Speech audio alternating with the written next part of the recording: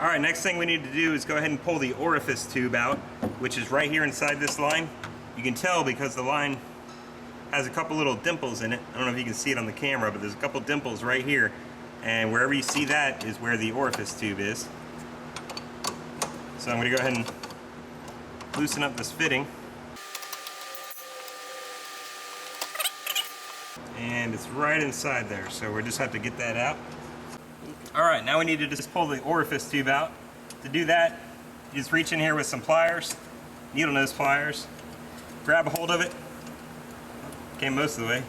Okay, the orifice tube came halfway out and then it got stuck and the end of it snapped off. So I'm going to do an old trick here. I just sprayed some WD-40 in here to kind of lubricate it. I'm going to actually poke it back in just a little bit.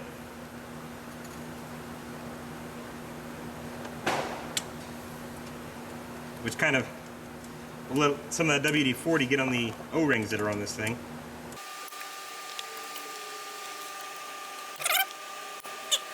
Next thing to try, if all else fails, you can actually get this out by using compressed air. I'm going to shoot compressed air into this line. That's the outlet of the compressor that goes right to the condenser.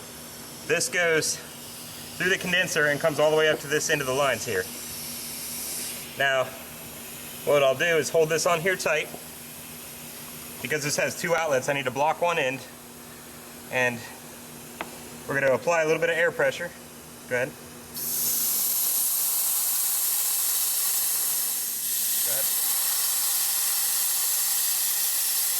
Go ahead.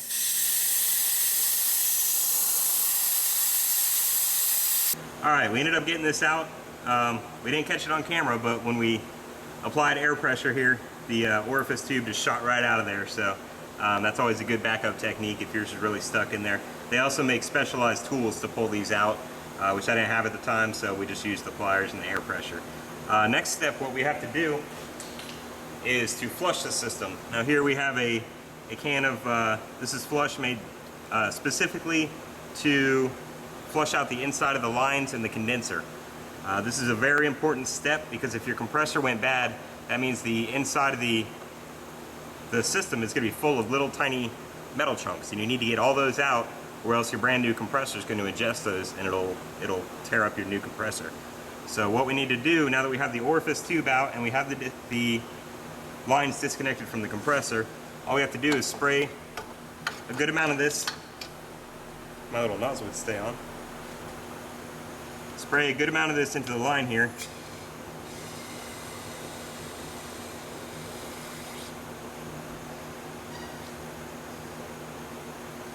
What I'm going to do is shoot some air pressure back through that. And that will push the flush all the way through the condenser. On this one I have to block off this line, but it'll push it through the condenser and back out all the way down to the hose where it comes out of the compressor, which of course is still disconnected. I'm going to put this right on the end of the line here, and I've got my finger over the other end. Now you want to use safety glasses on when doing this, because if this stuff gets in your eyes it can hurt. And just apply a little bit of air pressure at a time. So what we're going to do, we're going to keep flushing this until the flush liquid coming out of there is a nice clear color. Then you know you have all that old metal particles out of there. Now we got our system all flushed. Next thing we're going to do is put the lines onto the compressor. Right here I'm putting the new high side seal on. And I will put our new seal for the low side. Now I can finally take off this plug on the compressor. All you do is just pull it off. Then all we need to do is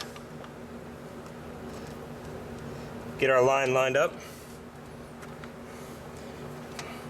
and get your bolts started.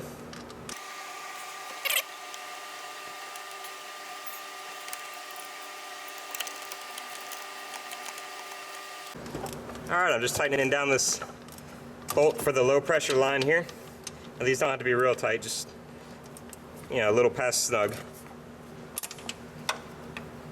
And my ratchet keeps slipping off. Okay, All right, now we got our lines on the compressor. Last thing I need to do for the compressor is reattach the electrical plug, which this plug here just snaps right back in. I'm gonna put the belt on, and then we are completely done with the compressor part of it. And then all we have to do is put the dryer in, and then we'll put a vacuum on it and get the moisture out of there. All right, next thing we're gonna do is get the accumulator ready to install. If you look at the difference between the new one and the old one, you'll see the lines come out at the same place. The only difference is the old one, we got to swap this insulation from the old one to the new one, and we have to swap this low pressure cycling switch. So we're going to go ahead and do that. All we have to do is just disconnect this bolt on this clamp, and that'll release the insulation so that we can swap that over, and then we'll just do a quick swap of that low pressure switch, and the accumulator will be ready to put in. Now, one thing I want to point out, do not unplug these until the very last moment when you're ready to install this. This accumulator has a bag of desiccant in it. You do not want that exposed to the outside air. If it is, it will instantly absorb moisture, and if it's exposed too long, it'll be useless. So here you can see the insulation comes off in 2 halves. Set the old one aside. The new one. Oh, actually went just like this here.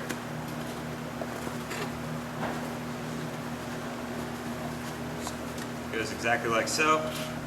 Put your clamp back on, just how it came off. All right, we've got our new accumulator all set up here.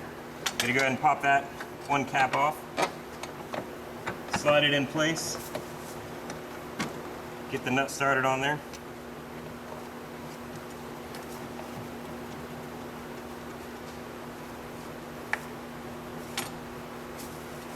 Make sure you have your seals on there too.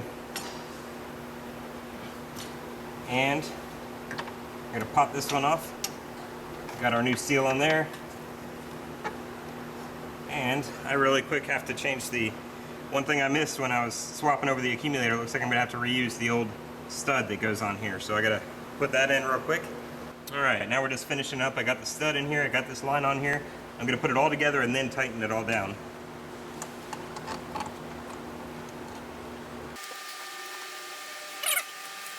Can't forget to install your new Orifice tube. Just get it ready, and it just slides right back in there.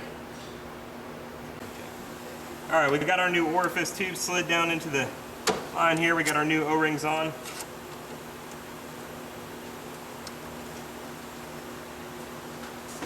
And we're just gonna go ahead and get everything back together, everything tightened up.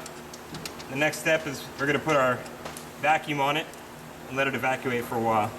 All right, we've got our vacuum pump on. We got the whole system sealed up, and we gotta let this run for about a half hour to 45 minutes, maybe even all the way up to an hour since it's a big system in there. While that's running, we're just gonna put back together the fan shroud and the fan assembly, get as much stuff as we can bolt it up, so that way when the vacuum's done, we will just fill it up with Freon and go. All right, all that's left as soon as that vacuum's done, we got our refrigerant. We're going to hook it up to the gauges. We're going to charge it up to the proper Freon level. This truck in particular has a sticker. It tells me it takes 2.7 pounds of the 134A, so we know exactly how much to put in there. After that, we just start it up, make sure our pressures look good, and we are all set and ready to go. So next time you need a AC compressor or pretty much any parts you need, just check out autopartsdirecttoyou.com. They can get you the best prices and their parts quick